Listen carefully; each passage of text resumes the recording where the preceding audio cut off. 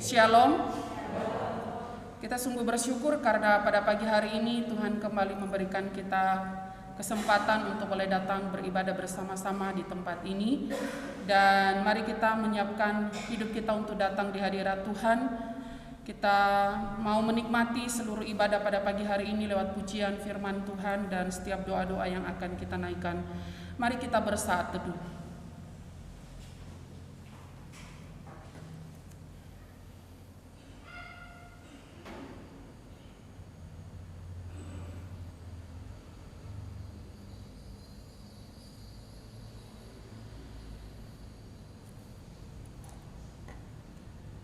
Amin.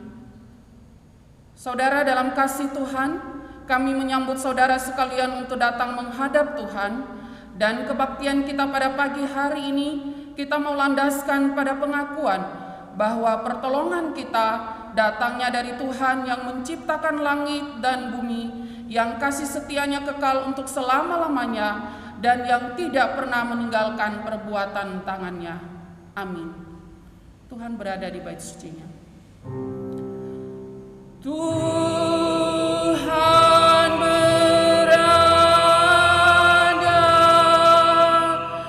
di bait sucinya, semua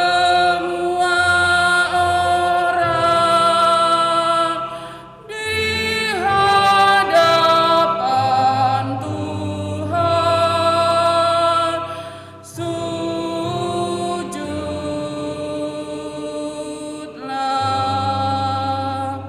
berdiam diri di hadapannya.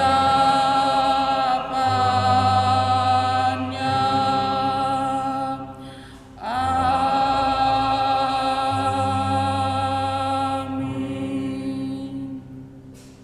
Firman Allah berkata, "Bertandinglah dalam pertandingan iman yang benar dan rebutlah hidup yang kekal. Untuk itulah engkau telah dipanggil dan telah engkau ikrarkan ikrar yang benar di depan banyak saksi." Gloria Patri.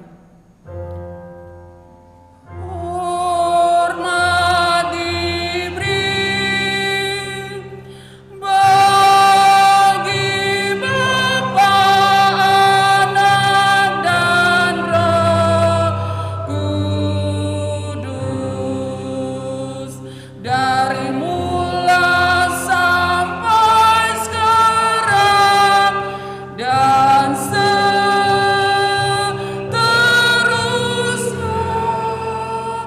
termulia. Amin. Amin. Kita akan masuk dalam pembacaan bersama, dibenarkan karena iman. Kita akan baca bergantian, saya terlebih dahulu, kemudian jemaat sekalian.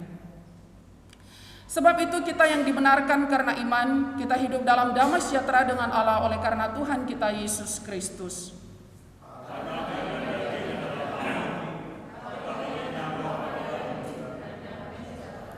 Yang hatinya teguh kau jagai dengan damai sejahtera, sebab kepadamulah ia percaya.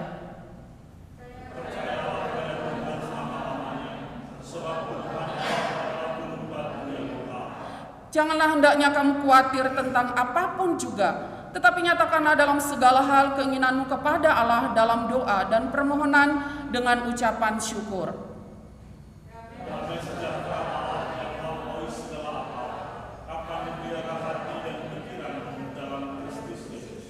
Maka Allah damai sejahtera yang oleh darah perjanjian yang kekal telah membawa kembali dari antara orang mati Gembala Agung sebagai domba, yaitu Yesus Tuhan kita.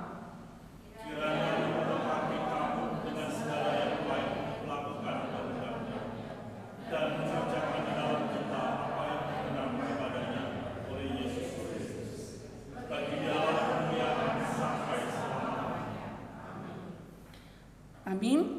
Mari kita menaikkan pujian yang mana lagu ini mengingatkan kita untuk menjadi pemberita-pemberita kabar sukacita kelahiran Kristus di tengah-tengah dunia ini. Berita Natal yang pertama.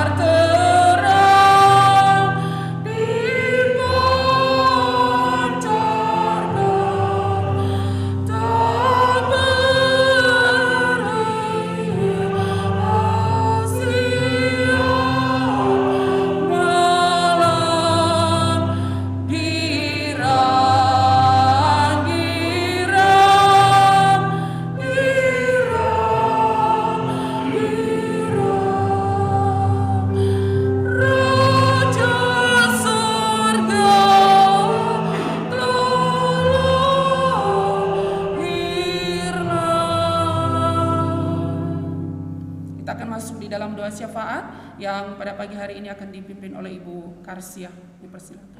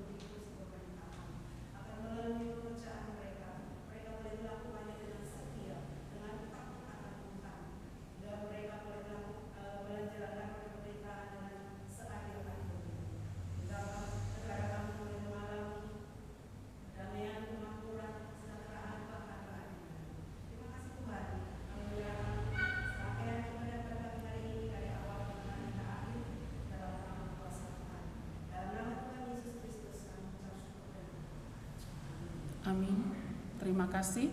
Masih dengan sikap berdiri kita akan bersama-sama membaca ayat firman Tuhan pada pagi hari ini yang menjadi landasan firman Tuhan diambil dari Lukas 7 ayat 1 sampai 10. Lukas 7 ayat 1 sampai 10. Kita akan baca bersama-sama ayat firman Tuhan ini. Setelah Yesus selesai berbicara di depan orang banyak, masuklah ia ke Kapernaum. Di situ ada seorang perwira yang mempunyai seorang hamba yang sangat dihargainya. Hamba itu sedang sakit keras dan hampir mati. Seketika perwira itu mendengar tentang Yesus, ia menyuruh beberapa orang tua-tua Yahudi kepadanya untuk meminta supaya ia datang dan menyembuhkan hambanya. Mereka datang kepada Yesus dan dengan sangat mereka meminta pertolongannya, katanya, "Ia layak engkau tolong. Sebab ia mengasihi bangsa kita dan dialah yang menanggung pembangunan rumah ibadat kami." Lalu Yesus pergi bersama-sama dengan mereka. Ketika ia tidak jauh lagi dari rumah perwira itu menyuruh sahabat-sahabatnya untuk mengatakan kepadanya, "Tuan, janganlah bersusah-susah, sebab aku tidak layak menerima Tuhan di dalam rumahku. Sebab itu aku juga menganggap diriku tidak layak untuk datang kepadamu. Tetapi katanya saja sepatah kata, maka hambaku itu akan sembuh. Sebab aku sendiri seorang bawahan, dan di bawahku ada pula prajurit. Jika aku berkata kepada salah seorang prajurit itu pergi, maka ia pergi. Dan kepada seorang lagi datang, maka ia datang. Ataupun kepada hambaku, kerjakanlah ini, maka ia mengerjakannya." Setelah Yesus mendengar perkataan itu, ia heran akan dia. Dan sambil berpaling kepada orang banyak yang mengikuti dia, ia berkata, "Aku berkata kepadamu, iman sebesar ini tidak pernah aku jumpai, sekalipun di antara orang Israel." Dan setelah orang-orang suruh itu kembali ke rumah, didapatinya hamba itu telah sehat kembali. Jemaat dipersilakan untuk duduk. Saudara, ada banyak hal yang hari-hari ini membuat kita terkadang khawatir dan takut untuk menjalani hidup. Berbagai isu yang berkembang di tengah-tengah masyarakat, baik itu wabah penyakit yang baru, bencana alam, bahkan juga isu resesi ekonomi yang katanya tahun depan itu akan terjadi dan situasi ekonomi kita akan semakin memburuk. Namun satu hal bagi kita sebagai anak-anak Tuhan, janji firman Tuhanlah yang harus menjadi pegangan kita, bahwa apapun yang terjadi di dalam dunia ini Tuhan tidak pernah berubah. Amin. Oleh sebab itu, karena Tuhan kita tidak pernah berubah, bahkan di bulan ini kembali kita mengingatkan diri kita dan diingatkan kembali bahwa Yesus Kristus telah lahir ke dalam dunia ini untuk setiap kita. Itu artinya bahwa ia ada beserta dengan kita saat ini. Situasi apapun yang terjadi, Tuhan tidak pernah meninggalkan kita. Jadi katakan kepada kanan kirimu, Yesus ada bersamamu. Coba katakan dulu. Iya, puji Tuhan. Ya, itu harus selalu diingatkan ya, apalagi ketika kita menghadapi situasi-situasi yang sulit. Saudara seiman kita, nggak perlu didoakan juga nggak apa-apa, ingatkan dia aja, mungkin dia sedang lupa. Biasa orang kalau lagi dalam susah itu pasti lupa. Ingatkan aja, ada Yesus bersamamu. Itu pasti memberikan kekuatan. Saudara, pujian ini mengingatkan kita kembali juga bahwa apapun yang terjadi, sumber sukacita kita itu adalah Tuhan. Karena sekali lagi dia ada beserta dengan kita. Kita naikkan pujian ini, sukacitaku sembahkan, dan kita juga diberikan kesempatan untuk memberikan persembahan yang sudah ada di depan ini. Jadi saudara-saudari silakan maju mulai dari sebelah kanan saya dan seterusnya. Kita naikkan pujian sukacitaku sembahkan.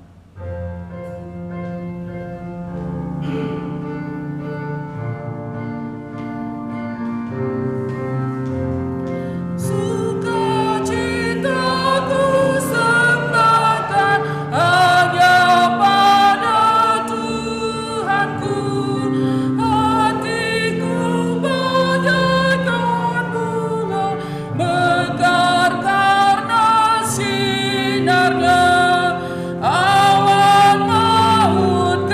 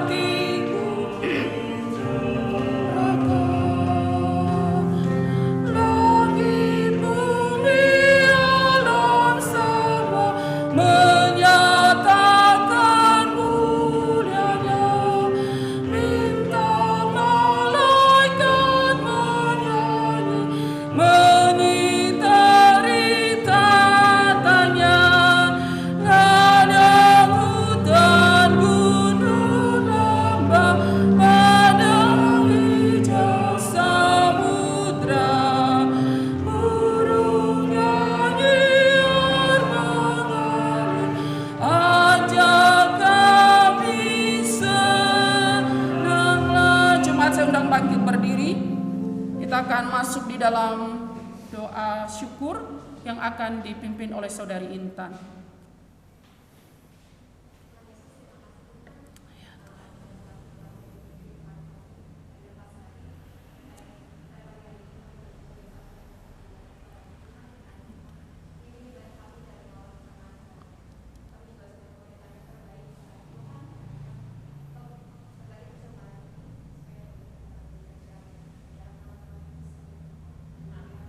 Amin. Jemaat dipersilakan untuk duduk. Firman Tuhan pada pagi hari ini akan dilayani oleh Bapak Pendeta Hadi dengan tema iman yang membawa kepada kehidupan. Dan kita akan menyiapkan hati kita untuk mendengarkan dan menerima sabda Tuhan pada pagi hari ini. Kita akan naikkan pujian tetap setia. Kita percaya bahwa kita sebagai anak-anak Tuhan, kita sudah bersungguh-sungguh menerima Kristus dalam hidup kita, percaya sepenuhnya sehingga apapun situasi dalam hidup kita hari ini, kita tidak akan pernah meninggalkan Dia.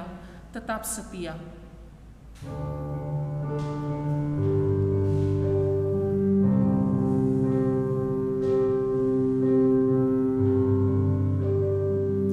Selidiki aku, lihat hatiku, apakah ku sungguh mengasihimu, Yesus, Kau yang Maha Tahu, yang menilai hidupku, tak ada yang tersembunyi. Selidiki aku, lihat hatiku, selidiki aku, lihat hatiku, apakah ku sungguh mengasihimu, Yesus, Kau yang Maha Tahu, dan menilai hidupku,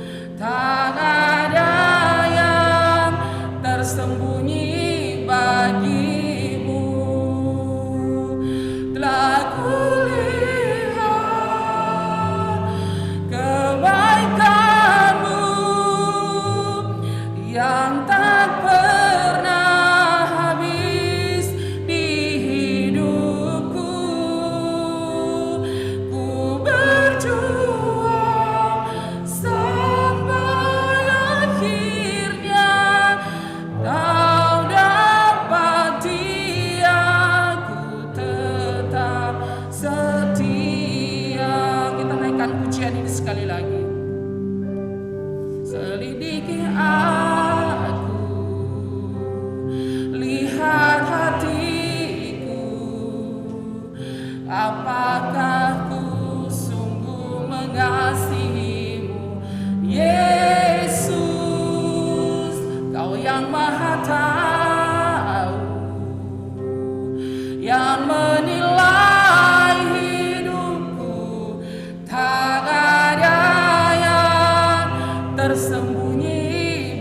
Jemaat saya undang bangkit berdiri, kita katakan, telah kulihat kebaikanmu yang tak pernah habis di hidupku. Ku berjuang sampai akhirnya, Kau dapati aku tetap setia. Telah kulihat kebaikanmu yang tak pernah habis di hidupku. Kepada hambanya saya persilakan.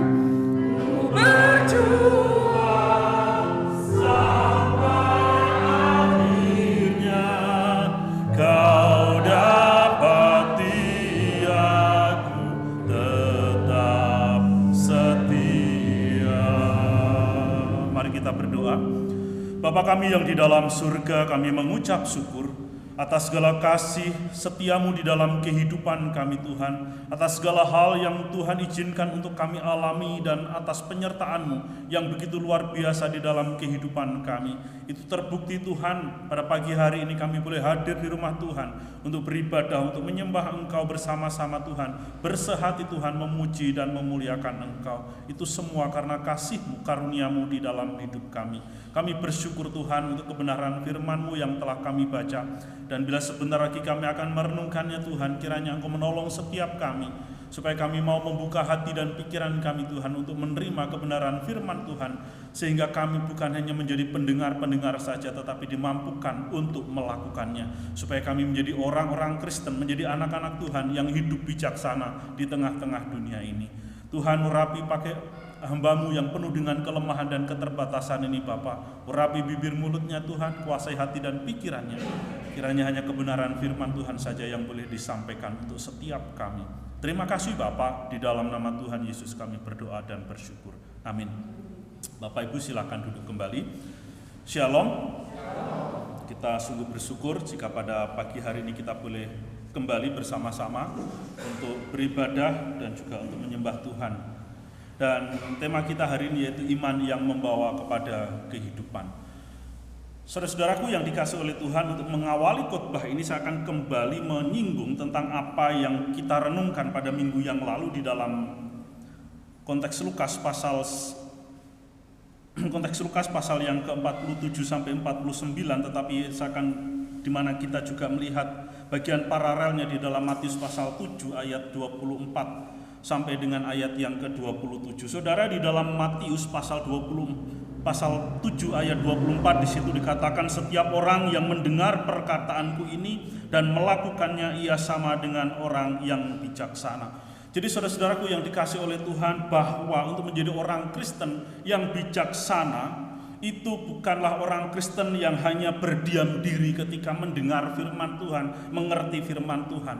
Tetapi orang Kristen yang bijaksana adalah melakukan apa yang dia dengar, apa yang dia pelajari, apa yang dia renungkan, apa yang dia dapat dari kebenaran firman Tuhan, yaitu firman yang disampaikan oleh Allah kepada setiap kita. Sehingga melalui kebenaran firman Tuhan yang kita dengar, kita lakukan dalam hidup kita, kita menjadi orang-orang Kristen yang bijaksana, yang kuat di dalam iman kita, karena kita tahu, kita percaya, kita yakini, dan kita yang sedang menghidupi hari ini, kita tahu bahwa dalam hidup kita sebagai orang Kristen yang sudah percaya Tuhan dengan sungguh-sungguh, yang sudah melakukan firman Tuhan dengan sungguh-sungguh, ternyata pergumulan, masalah, persoalan itu tetap ada. Tuhan izinkan masalah terjadi di dalam hidup setiap kita dengan berbagai macam model. Nah, sehingga sepanjang kehidupan kita, di dalam pergumulan kita, di dalam kita mengikut Tuhan, sukacita itu harus saudara dan saya miliki sebagai anak-anak Tuhan. Sukacita di dalam mengikut Tuhan adalah ketika saudara dan saya menjadi orang Kristen yang bijaksana. Kenapa? Karena saya menjalaninya, melaluinya bersama-sama dengan Tuhan. Ada Tuhan yang bersama dengan kita. Ada Immanuel, Allah yang menyertai kita di dalam berbagai macam perasaan ataupun berbagai macam pergumulan hidup kita. Baik ketika kita sedang sukacita maupun di dalam keadaan-keadaan yang membuat kehidupan kita itu menjadi bergumul. Saudara, kenapa ayat itu saya singgung di bagian depan untuk memulai khotbah pada pagi hari ini? Karena untuk menjadi orang Kristen yang bijaksana, kita bukan hanya membutuhkan satu contoh atau teladan, tetapi juga sesungguhnya diri kita sendiri harus belajar untuk memulainya. Dari dalam diri kita harus memiliki semangat untuk mengerjakan apa yang menjadi tanggung jawab iman di dalam diri kita masing-masing, supaya iman kita menjadi kuat, supaya iman kita menjadi kokoh. Nah, pada pagi hari ini kita melihat ada sebuah cerita, ada sebuah kisah, ada sebuah peristiwa yang terjadi pada zaman Yesus. Bagaimana seseorang yang mendengar tentang Yesus, ia percaya kepada Yesus, ia melakukan apa yang diajarkan oleh Yesus. Kenapa saudara? Karena iman itu timbul dari pendengaran akan firman Tuhan. Dan firman Tuhan itu bukan hanya didengar, tetapi juga dipraktekkan ataupun juga dilakukan. Saudara, di dalam bagian ini kenapa saya kasih tema iman yang membawa kepada kehidupan? Karena inilah iman yang hidup di dalam hati seorang perwira, seorang pejabat, seorang yang memiliki status sosial yang cukup terpandang di dalam kehidupan masyarakat orang-orang Yahudi, sekalipun perwira ini bukanlah orang Yahudi. Saudara, di dalam ayat yang pertama, mungkin bisa ditayangkan ayat-ayat firman Tuhannya tadi, pembacaannya yang di dalam Lukas pasal 7 ayat 1 sampai dengan ayat 10, nanti kita lihat bersama-sama. Di dalam Lukas pasal 7 ayat 1 dan ayat yang kedua, di situ dikatakan, setelah Yesus selesai berbicara di depan orang banyak, masuklah ia ke Kapernaum. Di situ ada seorang perwira yang mempunyai seorang hamba yang sangat dihargainya. Hamba itu sedang sakit keras dan hampir mati. Saudara-saudaraku yang dikasih oleh Tuhan, dikatakan di dalam bagian ini ada seorang perwira. Tentunya dia bukanlah seorang Yahudi, tetapi dia adalah seorang Romawi yang menjadi seorang perwira, menjadi tentara bagi kerajaan Romawi. Tetapi di dalam kehidupannya dia sebagai seorang perwira, sebagai seorang yang terpandang, dia sangat menghargai setiap orang yang ada di dalam kehidupannya. Khususnya di dalam bagian ini mungkin dia memiliki seorang bawahan, dikatakan dia memiliki seorang hamba yang sangat dihargainya. Jadi sekalipun yang sakit itu adalah hambanya, entah itu mungkin bawahannya ataupun mungkin juga budaknya atau orang yang mengabdi kepadanya, dia sangat menghargai itu. Saudara, seringkali saya katakan konteks budak pada zaman itu adalah ibaratnya barang. Karena harta kekayaan orang-orang pada zaman itu bukan hanya kuda, bukan hanya keledai, bukan hanya emas dan perak atau uang dan lain sebagainya, tetapi juga hamba ataupun budak-budak yang mereka miliki itu juga adalah termasuk harta kekayaan. Kenapa? Karena ketika dia sudah tidak menyukai hamba tersebut, budak tersebut, dia bisa menjualnya di pasar budak.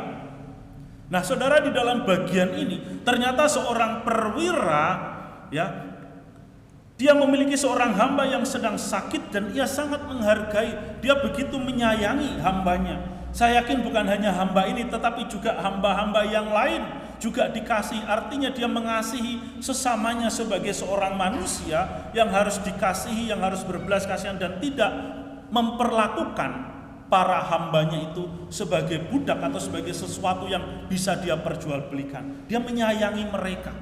Nah, saudara-saudaraku yang dikasih oleh Tuhan, hati yang demikian itu tidak banyak dimiliki oleh orang-orang pada zaman itu di dalam memperlakukan ataupun di dalam memandang budak-budaknya ataupun bawahannya. Mereka sangat menjaga jarak. Mereka sangat dalam artian memperlakukan budak-budak itu seenaknya, semena-mena. Memperlakukan hamba-hambanya itu semaunya. Disuruh dia bisa melakukan apa saja. Dan segala sesuatu yang dilakukan oleh sang majikan terhadap budaknya itu tidak dapat dituntut. Mungkin setiap hari dia bisa menyiksa budak-budak itu dan tidak ada pengadilan yang dapat menuntutnya. Karena apa, saudara? Tadi konteks zaman itu, budak sama dengan harta kekayaan yang terserah pemiliknya mau ngapain. Tetapi di dalam bagian ini kita melihat ada seorang perwira yang begitu mengasihi, yang begitu menghargai hambanya. Bahkan dia bersusah hati ketika hambanya itu sedang sakit keras dan dikatakan hampir mati. Saudara, di dalam ayat yang kedua dapat kita bayangkan, untuk menyembuhkan seorang hamba, ya kalau pada zaman itu hamba sakit ya udah dibiarin begitu kan, mau mati ya silakan. Dia tidak akan ngurusin itu, mungkin akan dia nyuruh hamba-hamba yang lain untuk bagaimana memperlakukannya. Tetapi di dalam bagian ini dia memiliki belas kasihan yang luar biasa. Tentunya sebagai seorang yang mengasihi hambanya ini, yang sangat menghargai, berbagai macam upaya sudah ia lakukan. Mungkin dia sudah memanggil tabib dan lain sebagainya untuk mengobati hambanya yang sakit ini, tetapi tidak kunjung sembuh. Tetapi di dalam ayat yang ketiga dikatakan ketika perwira itu mendengar tentang Yesus, Saudara, artinya bahwa perwira ini ketika ada hal-hal ataupun berita-berita, dia tidak acuh tak acuh. Dia senantiasa memperhatikan berita-berita yang berkembang ataupun yang beredar di sekitarnya. Dia adalah seorang yang begitu tertarik dengan cerita-cerita yang berkembang ataupun yang ada di tengah-tengah masyarakat. Dan cerita tentang siapa Yesus masuk ke telinganya. Cerita tentang siapa Yesus, dia mau mendengar. Dia mendengarkan siapa Yesus. Dan ketika, ya tentunya kalau Yesus masuk ke kota Kapernaum diiringi oleh para pengikutnya, para pendengarnya, tentunya dapat kita bayangkan itu adalah sebuah peristiwa yang boleh dikatakan menggemparkan kota Kapernaum. Sehingga apa yang akan terjadi ataupun yang terjadi di kota Kapernaum dengan hadirnya Yesus didengarnya. Dan ketika dia mendengar tentang siapa Yesus, dia kepikiran dengan hambanya yang sakit, yang hampir mati tadi. Tentunya dia mendengar bahwa Yesus adalah seorang guru, seorang yang bisa mengadakan mujizat, yang bisa mengusir setan, yang bisa menyembuhkan berbagai macam penyakit. Yesus adalah seorang yang memiliki kuasa yang luar biasa, yang tidak dimiliki oleh orang lain. Sehingga ketika dia mendengar bahwa Yesus ini datang kota Kapernaum, yang dia pikirkan bukan dirinya sendiri, tetapi hambanya yang sedang sakit dan hampir mati itu. Oleh sebab itu, karena dia mendengar, ia menyuruh beberapa orang tua-tua Yahudi, ini adalah tokoh-tokoh agama Yahudi di tempat itu, untuk datang kepada Yesus untuk meminta supaya Yesus datang dan menyembuhkan hambanya. Jadi saudara, sebagai seorang perwira, sebagai seorang yang memiliki kedudukan tinggi, dia memiliki hubungan yang baik dengan pemimpin-pemimpin agama Yahudi. Sehingga dengan kata lain, sekalipun dia orang Romawi, orang yang tidak percaya kepada Tuhan secara sosial begitu, tetapi ketika dia memiliki relasi dengan tua-tua Yahudi, bahkan juga di dalam bagian selanjutnya dikatakan dia juga mendukung pembangunan rumah ibadah orang Yahudi, yaitu pembangunan sinagog. Artinya seorang perwira ini yang adalah seorang Romawi, dia mulai mengenal siapa Allah, siapa Tuhan yang berkuasa di dalam kehidupannya, siapa Allah yang berdaulat atas hidup manusia. Sehingga iman itu timbul, pengen mengerti siapa Allah dengan berbagai macam hal yang Allah kerjakan di tengah-tengah kehidupan umat Israel. Tentunya perwira Romawi ini mendengar banyak cerita tentang bagaimana pekerjaan Allah melalui bangsa Israel yang diceritakan di dalam kitab-kitab di dalam Perjanjian Lama. Nah, saudaraku yang dikasihi oleh Tuhan, ketika dia mendengar Yesus, dia menyuruh teman-temannya itu, yaitu tua-tua orang Yahudi itu, ketemu Yesus supaya Yesus datang ke rumahnya untuk menyembuhkan hambanya itu. Dan bagaimana kita bisa melihat, saudara-saudara, bahwa orang-orang Yahudi itu mereka datang kepada Yesus dan dengan sangat mereka meminta pertolongan, katanya, ia layak engkau tolong, sebab ia mengasihi bangsa kita dan dialah yang menanggung pembangunan rumah ibadat kami. Saudara-saudaraku yang dikasihi oleh Tuhan, mereka melakukan apa yang diperintahkan oleh perwira itu. Mereka datang kepada Yesus. Tua-tua Yahudi ini mengatakan, ia layak engkau tolong.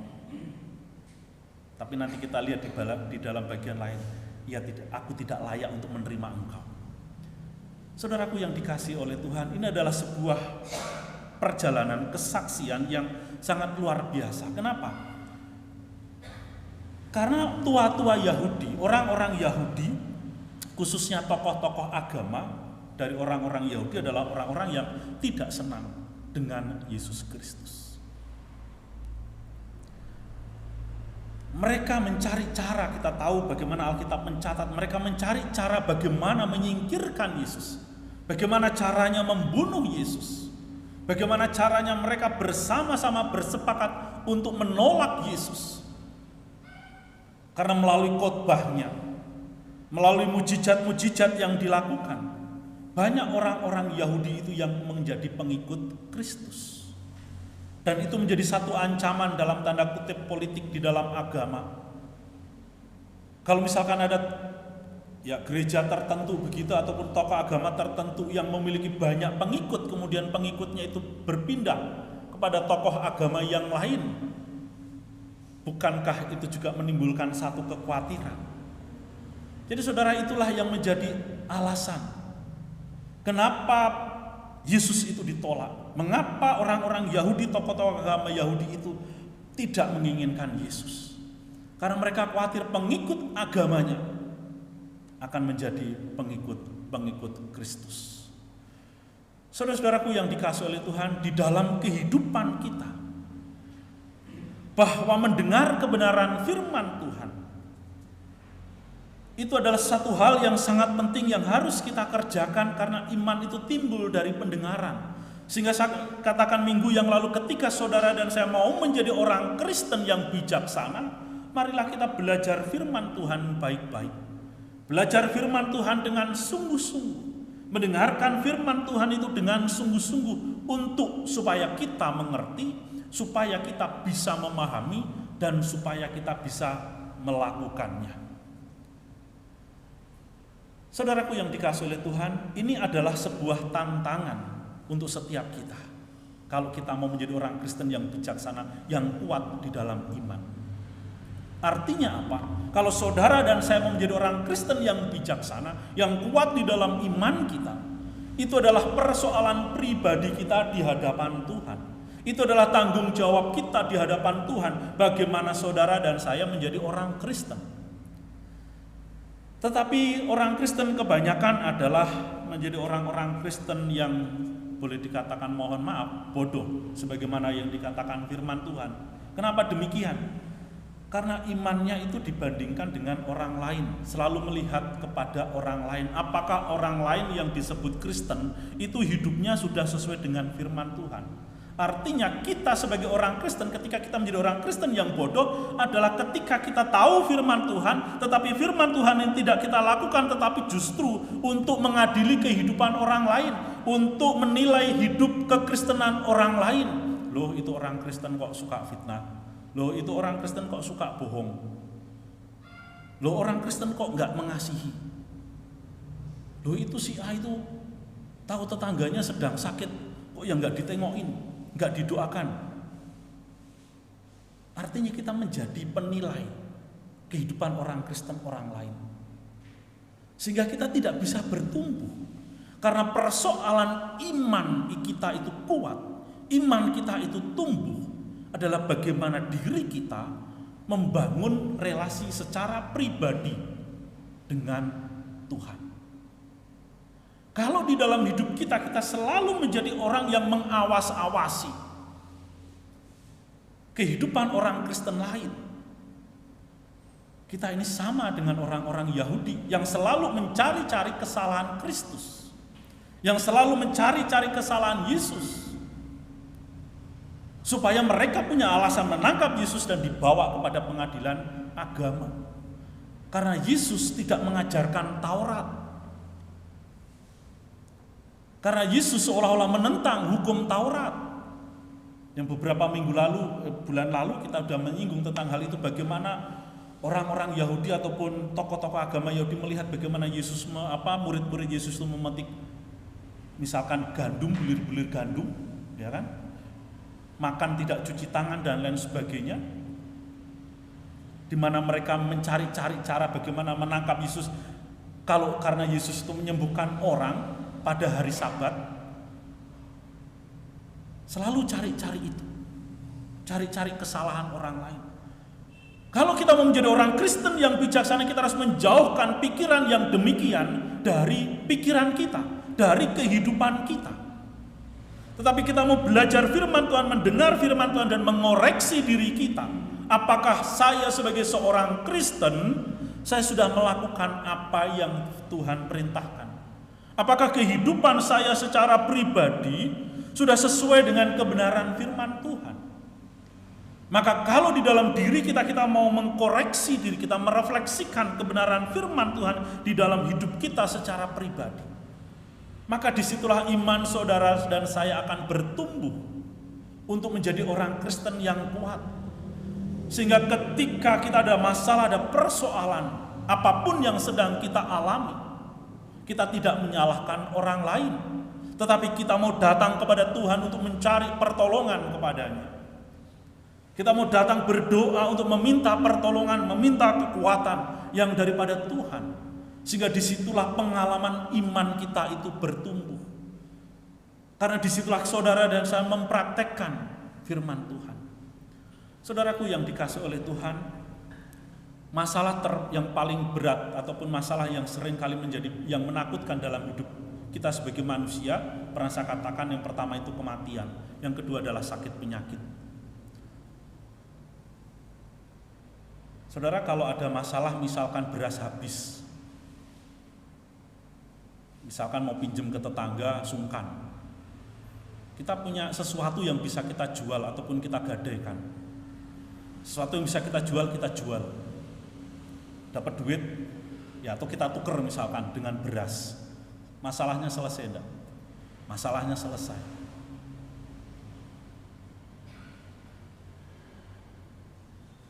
Kalau misalkan kita nggak punya baju, mungkin kita punya saudara yang bisa pinjemin kita baju. Masalahnya mungkin selesai. Tapi kalau yang namanya ketika kita sedang sakit, apa yang akan kita jual? Atau apa yang akan kita lakukan supaya sakit kita itu sembuh? Karena ketika kita datang kepada dokter pun belum tentu sakit kita sembuh. Betul ya? Ketika kita pergi beli obat di warung dengan harapan penyakit kita sembuh, ternyata juga tidak sembuh. Karena kita seringkali mendiagnosis penyakit kita sendiri. Dokter pun bisa salah mendiagnosis.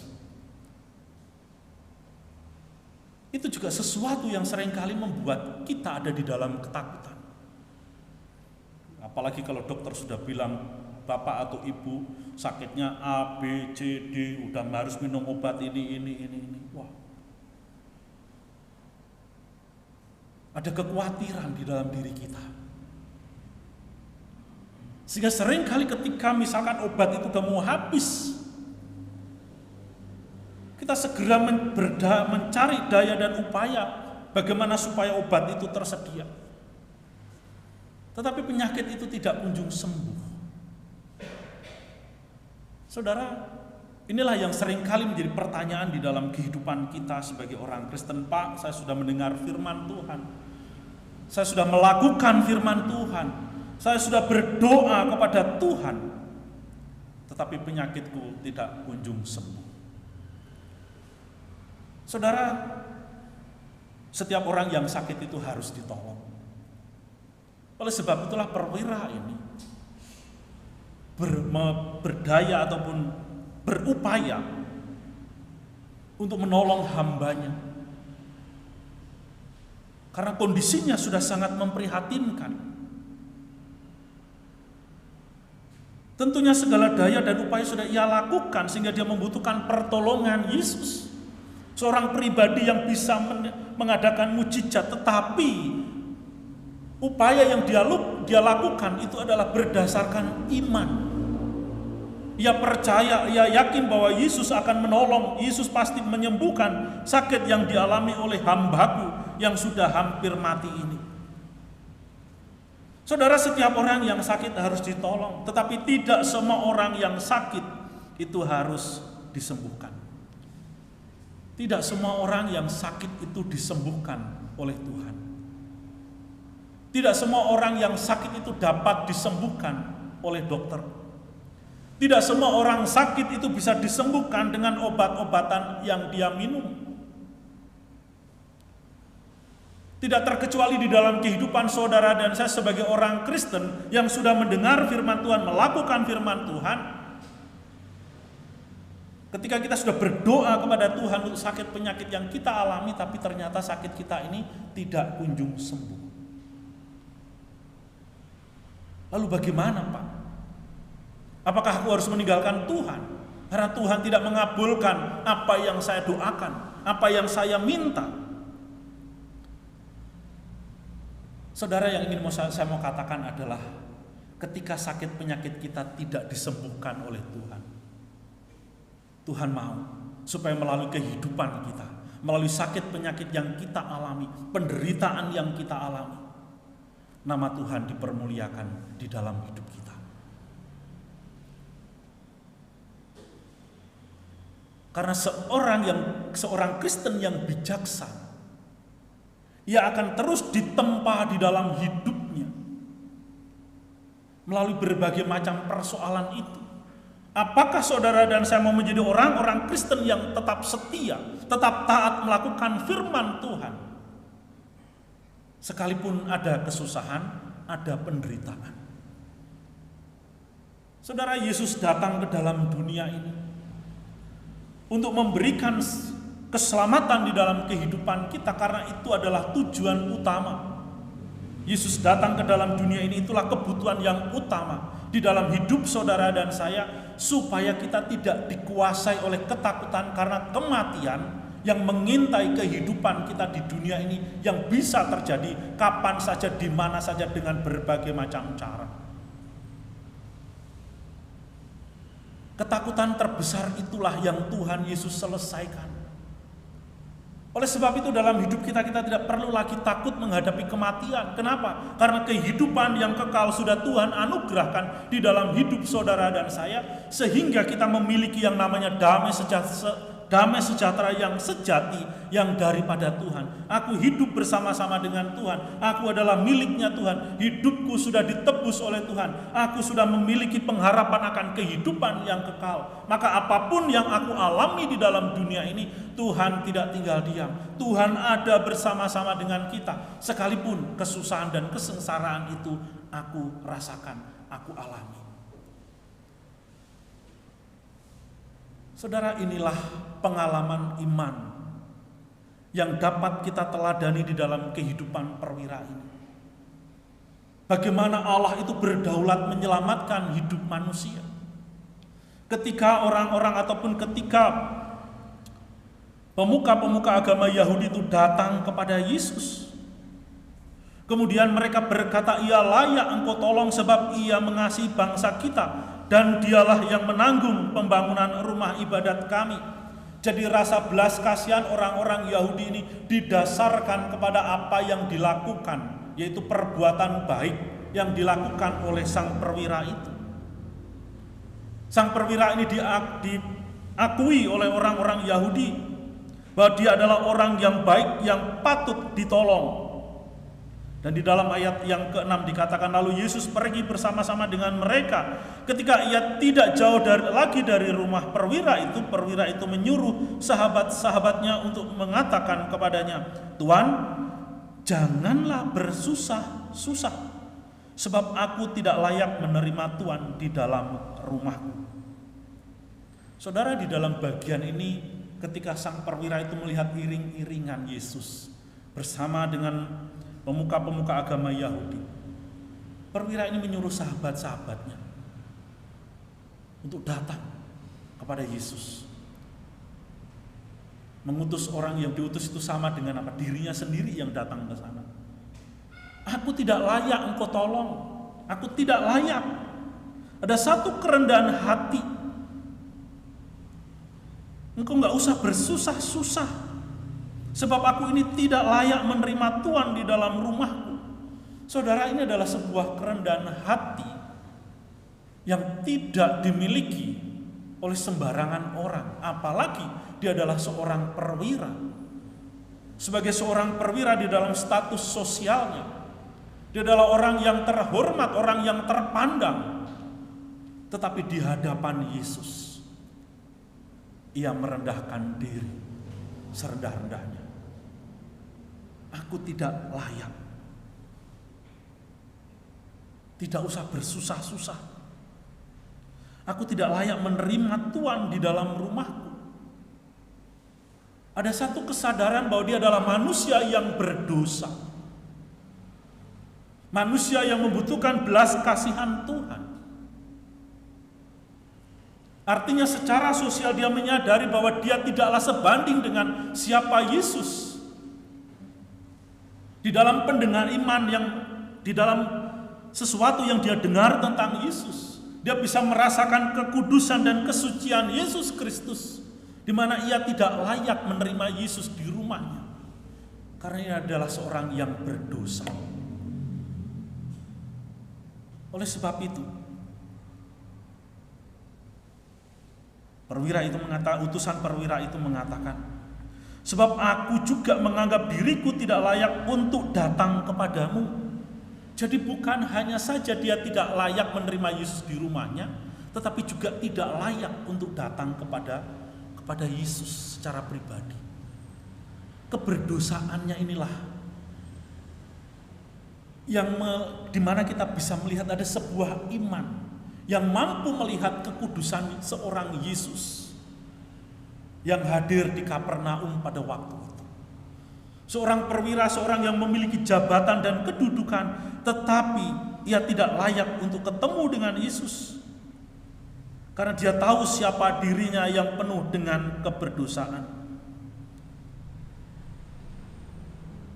Lalu di dalam kalimat selanjutnya, tetapi katakanlah saja sepatah kata, maka hambaku itu akan sembuh. Sebab aku sendiri seorang bawahan, dan di bawahku ada pula prajurit. Jika aku berkata kepada salah seorang prajurit itu pergi, maka ia pergi, dan kepada seorang lagi datang, maka ia datang. Ataupun kepada hambaku, kerjakanlah ini, maka ia akan mengerjakannya.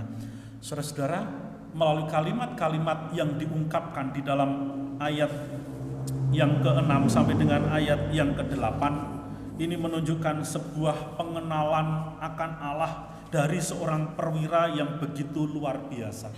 Kenapa? Karena di dalam bagian ini, utusan daripada perwira ini, ya tentunya dia menyampaikan apa yang disampaikan oleh perwira itu ya kepada sahabat-sahabatnya untuk ketemu dengan Yesus. Di dalam ayat 6 sampai 8 ini adalah berbicara tentang kedaulatan Allah melalui Yesus Kristus. Apa itu kedaulatan Allah? Perwira ini percaya bahwa Allah itulah yang berkuasa penuh atas hidup seseorang. Allah yang maha kuasa, yang turun ke dalam dunia, Yesus, di dalam Yesus Kristus itulah dia mengenal tentang kemahakuasaan Allah itu. Jadi makanya di dalam ayat yang sebelumnya itu, aku tidak layak menerima engkau datang di rumahku. Aku tidak layak menerima engkau di rumahku, dan aku juga tidak layak untuk datang kepadamu. Di situ kita bisa melihat jelas bahwa Allah yang maha kudus dengan manusia yang penuh dengan dosa ini, ada jarak yang memisahkan, yaitu dosa. Keberdosaan, kesadaran perwira inilah yang menyadarkan dirinya, aku tidak layak untuk datang kepada Tuhan. Sehingga dia mengungkapkan itu. Engkau adalah pribadi yang berkuasa. Engkau adalah Yesus yang berkuasa penuh. Engkau adalah Yesus yang berotoritas atas hidup manusia. Jadi kalau saya adalah seorang bawahan, aku disuruh apa saja oleh atasanku, maka aku akan melakukannya. Demikian juga aku punya bawahan, apapun yang aku perintahkan kepada bawahanku, maka mereka akan melakukannya. Ini berbicara tentang otoritas, tentang kemahakuasaan yang dimiliki oleh Allah. Jadi apapun yang Allah katakan itu akan terjadi. Nah, sehingga di dalam bagian ini Tuhan Yesus melihat ada sebuah iman yang begitu besar, iman yang begitu kuat, iman yang begitu bertumbuh di dalam hati seorang manusia, yang di dalam ayat ini dikatakan seorang perwira, seorang Romawi, dan Tuhan tidak menemukan iman yang demikian bahkan di antara orang Israel, yang kepada mereka Allah memberikan firman-Nya, yang kepada mereka Allah memberikan nabi-nabi di dalamnya untuk memimpin bangsa itu. Tetapi mereka tidak memiliki iman sebesar yang dimiliki oleh seorang perwira tadi. Saudaraku yang dikasihi oleh Tuhan, ini adalah tantangan buat saudara dan saya. Sebagai orang-orang Kristen yang sudah mengenal Kristus, yang sudah percaya kepada Kristus, yang sudah belajar akan firman Tuhan, sudahkah iman saudara dan saya bertumbuh menjadi sebuah iman yang kuat, iman yang kokoh? Sehingga di dalam hidup kita mau sungguh-sungguh mengandalkan Allah. Di dalam hidup kita mau sungguh-sungguh mengakui akan kemahakuasaan Allah di dalam seluruh kehidupan kita. Ataukah sebaliknya? Kalau ada masalah, ada persoalan, sakit kita ataupun apapun yang kita alami, kita justru menyalahkan Tuhan. Apakah ketika saudara dan ketika di dalam hidup kita ada hal-hal yang tidak baik yang terjadi di dalam hidup kita justru menyalahkan orang lain. Ketika masalah di dalam kehidupan rumah tangga kita terjadi, kita menyalahkan pasangan hidup kita menyalahkan orang lain. Apakah ketika ada masalah persoalan ekonomi di dalam keluarga kita, dalam usaha kita menyalahkan orang lain? Karena itulah yang terjadi hari ini ketika orang ada di dalam kesusahan karena ekonomi, karena pandemi dan lain sebagainya. Siapa yang disalahkan? Presiden. Saudara, itu adalah satu wujud bagaimana dosa Adam dan Hawa itu belum sirna dari hidup manusia. Tidak berani mengakui kesalahan sendiri. Tidak berani menunjuk dirinya sendiri bahwa ini semua karena aku yang salah dan aku mau memperbaiki diri. Tidak. Karena itu adalah sesuatu yang paling mudah. Salahin orang lain. Dengan atas segala sesuatu yang terjadi di dalam kehidupan kita, dalam rumah tangga kita, pekerjaan kita. Kita paling mudah menyalahkan orang lain. Karena itu adalah jalan keluar yang paling mudah untuk apa? Membuat diri kita nyaman sesaat. Tetapi kalau itu terus-menerus kita lakukan sebagai orang Kristen, maka kita bukanlah orang Kristen yang akan bertumbuh dengan baik di dalam iman kita. Seringkali saya mengajarkan kepada anak saya, kalau kamu melakukan kesalahan, akui. Jangan pernah menyalahkan orang lain. Kenapa, saudara? Karena kalau kita selalu menyalahkan orang lain atas sesuatu yang terjadi atas kesalahan kita tidak pernah sadar. Kita tidak pernah bisa memperbaiki diri kita. Oleh sebab itu, melalui kebenaran firman Tuhan pada pagi hari ini, marilah kita mau ataupun kita rindu menjadi orang-orang Kristen yang mau hidup di dalam pimpinan iman, yaitu iman yang percaya kepada Yesus Kristus, iman yang diajarkan oleh firman Tuhan, iman yang bersumber dari apa yang kita dengar, yang kita baca, kita pelajari, dan kita terapkan itu di dalam hidup kita masing-masing, di dalam seluruh aspek kehidupan kita. Sehingga di dalam kehidupan saudara dan saya, kita selalu mengandalkan Tuhan. Kita selalu mempercayakan segala sesuatunya kepada Tuhan. Bahwa Allah yang berkuasa atas kehidupan kita. Saudaraku yang dikasihi oleh Tuhan, ini adalah panggilan hidup yang Allah percayakan dalam hidup setiap kita. Ketika iman itu sudah ada di dalam hati Bapak Ibu, ada di dalam kehidupan setiap kita harus sungguh-sungguh bertanggung jawab untuk memelihara iman tersebut, untuk terus-menerus membangun kehidupan iman kita melalui relasi kita dengan Allah, dan juga kita praktekkan iman itu di dalam hidup kita. Kita semakin mengasihi pasangan hidup kita, mengasihi dia dengan segala kelebihan dan kekurangannya, bersama-sama bergandengan tangan menyelesaikan setiap masalah persoalan yang ada dalam keluarga. Karena setiap keluarga kita masing-masing ada masalahnya sendiri, ada persoalannya sendiri. Hadapi itu bersama-sama dengan anggota keluarga yang lain. Jangan saling menyalahkan, tetapi saling mendukung, saling mensupport, saling mendoakan, saling memberikan semangat, agar kita tidak kehilangan akan damai dan sukacita kita hidup bersama-sama dengan Tuhan. Karena masalah persoalan apapun di dalam hidup kita, ketika Tuhan ada bersama-sama dengan kita tidak kehilangan sukacita. Karena itulah tujuan daripada Yesus datang ke dalam dunia ini. Ia memberikan sukacita Natal, yaitu pengharapan akan kehidupan yang kekal bagi Bapak, Ibu, dan saudara-saudara yang sungguh-sungguh mau percaya kepadanya. Kiranya Tuhan memberkati kita sekalian. Amin. Mari kita berdoa.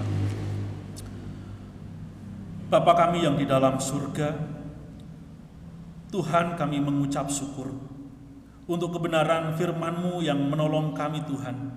Bagaimana kami boleh melihat akan iman yang membawa kehidupan itu, iman yang memimpin kehidupan setiap kami, Tuhan. Bagaimana kami harus sungguh-sungguh percaya kepada Tuhan. Kami harus sungguh-sungguh memahami, mengerti, menerima akan kedaulatan Allah atas kehidupan kami.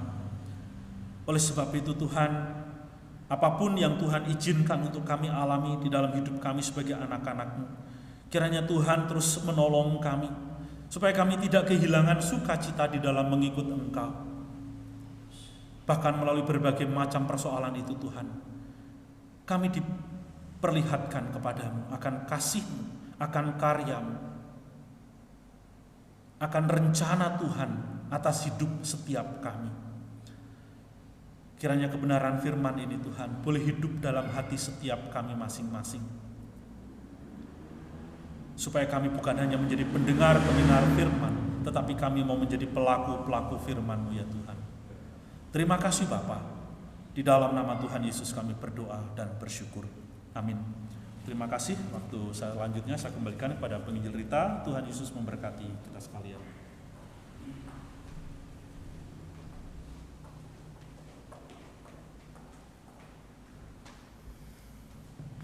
Terima kasih kepada Bapak Pendeta Hadi yang sudah menyampaikan firman Tuhan.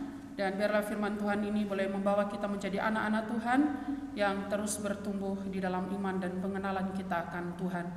Mari kita akan mengikrarkan pengakuan iman kita di hadapan Tuhan dengan bersama-sama membaca pengakuan iman rasuli.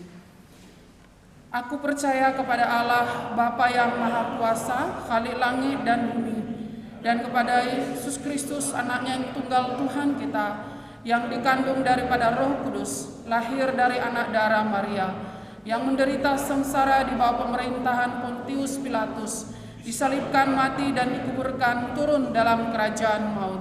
Pada hari yang ketiga bangkit pula dari antara orang mati, naik ke surga, duduk di sebelah kanan Allah, Bapa yang Maha Kuasa. Dan dari sana Ia akan datang untuk menghakimi orang yang hidup dan yang mati. Aku percaya kepada Roh Kudus, gereja yang kudus dan am, persekutuan orang kudus, pengampunan dosa, kebangkitan tubuh, dan hidup yang kekal. Amin. Kita akan naikkan pujian, doksologi, dan doa berkat nanti akan disampaikan oleh Bapak Pendeta Hadi, dan kita sambut dengan pujian amin. Puji Allah sumber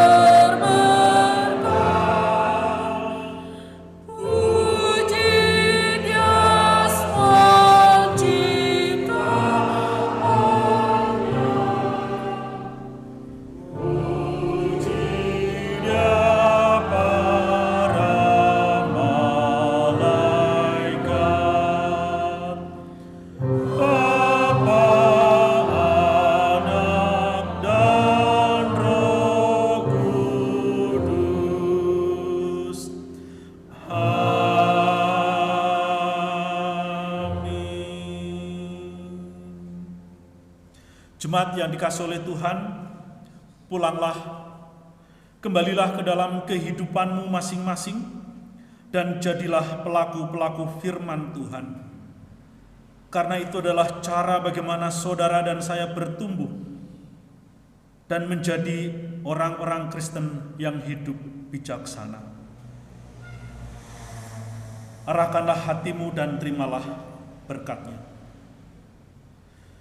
Kiranya Tuhan memberkati engkau dan melindungi engkau.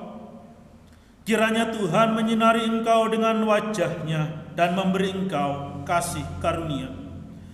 Kiranya Tuhan menghadapkan wajah-Nya kepadamu dan memberi engkau damai sejahtera dari sekarang sampai selama-lamanya. Amin.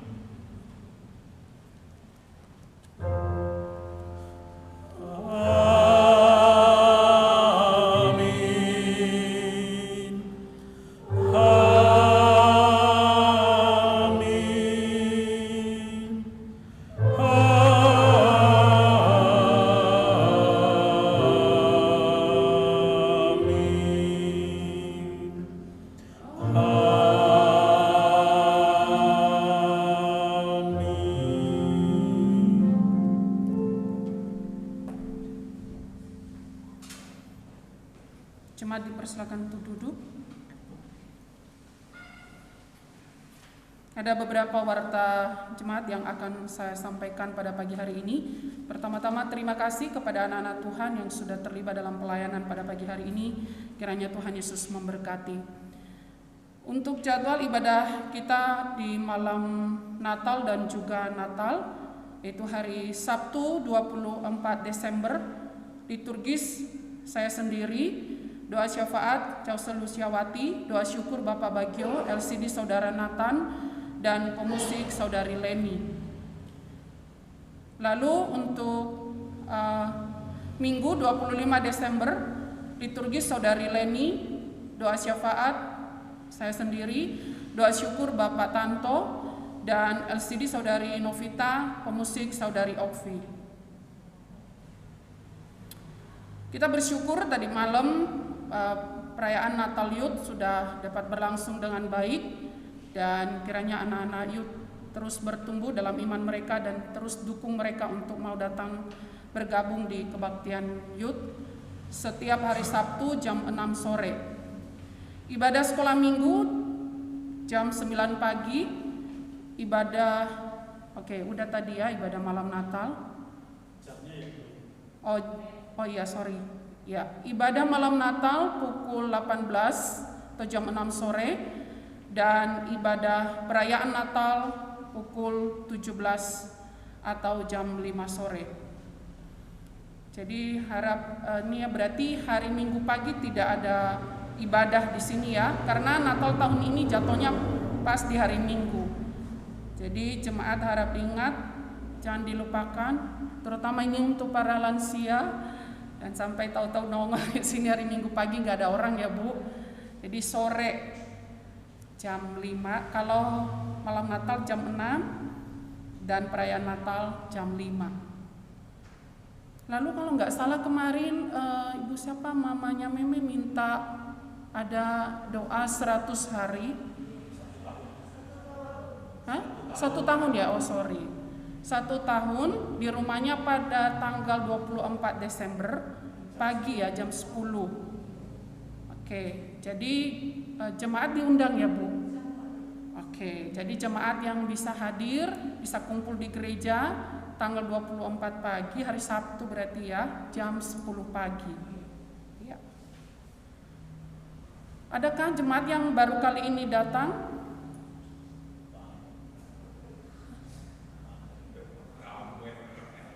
Iya, kayaknya bapaknya. Iya, silakan Pak berdiri memperkenalkan diri, nama dan tinggal di mana, dan selamat datang di Gereja Karunia Purwokerto. Shalom, selamat pagi. Nama saya Pak Om. Saya juga teman-teman seperti saya ambil. Saya nggak apa. Ya pagi ini saya boleh dapat hadir di sini. Terima kasih.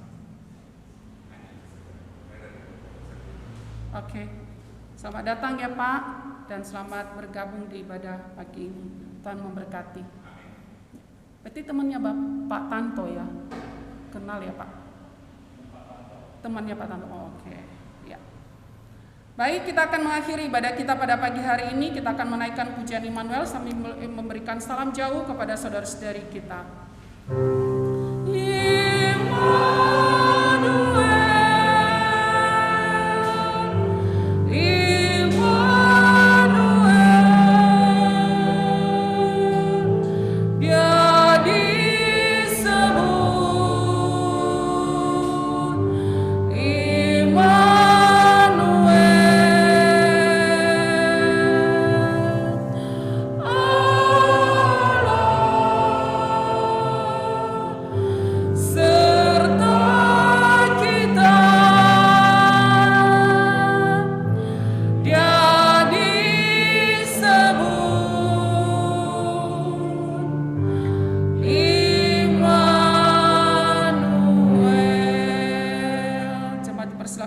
Saat teduh, ibadat kita selesai. Selamat hari Minggu, Tuhan Yesus memberkati.